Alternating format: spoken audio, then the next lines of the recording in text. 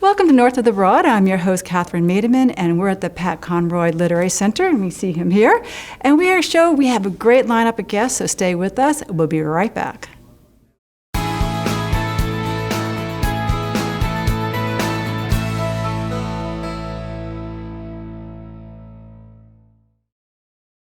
And we're back with North of the Broad, and thank you for joining us. And I want to introduce you to Brian Fackrell, who is the owner of the RLB Distillery here in Beaufort.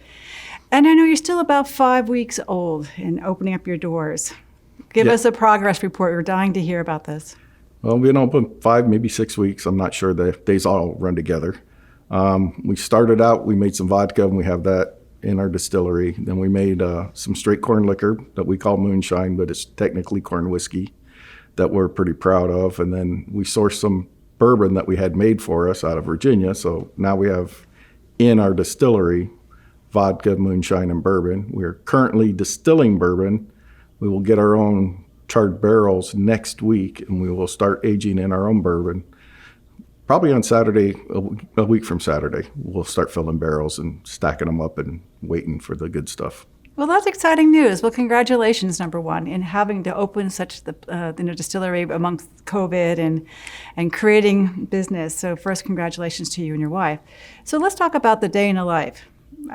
We have tours available. And when do you recommend people to come in for tours? Not at 6 o'clock. It seems everybody wants to come at 6 o'clock. Oh, that's happy hour, right? Yeah, I guess. On Friday and Saturday at 6 o'clock, we're always just jam busy. So, we're open on Wednesday and Thursday from 1 o'clock to 7 o'clock. If you can come in the afternoon, that would be great. The last tour has to go off by about 6:15 to 6:30 because by law, we're not allowed to check anybody out after 7 o'clock. So the tour has to be completed. On Friday and Saturday, we're open from 11 o'clock to 7 o'clock again.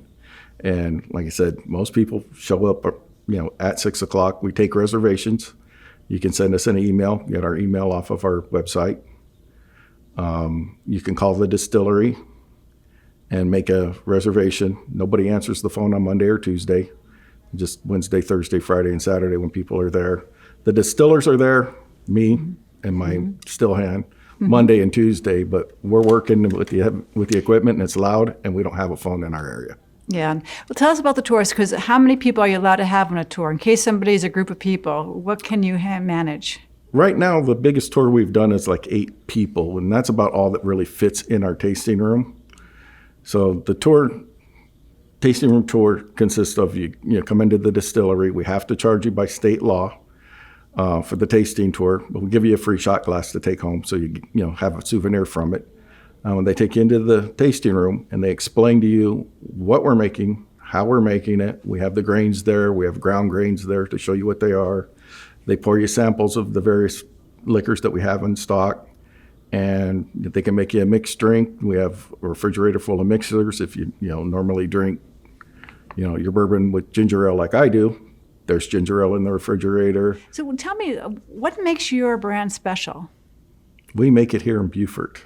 You make it here in Beaufort. And we make it as close as we can with ingredients from Beaufort. So we are sourcing our rye grain and our corn from Orangeburg, South Carolina, from Mix and Seed and Feed. So they supply us with our grains. Malted barley is a little harder to come by, especially since there's so many people brewing and so many brew pubs, and it's used in beer exclusively or almost exclusively.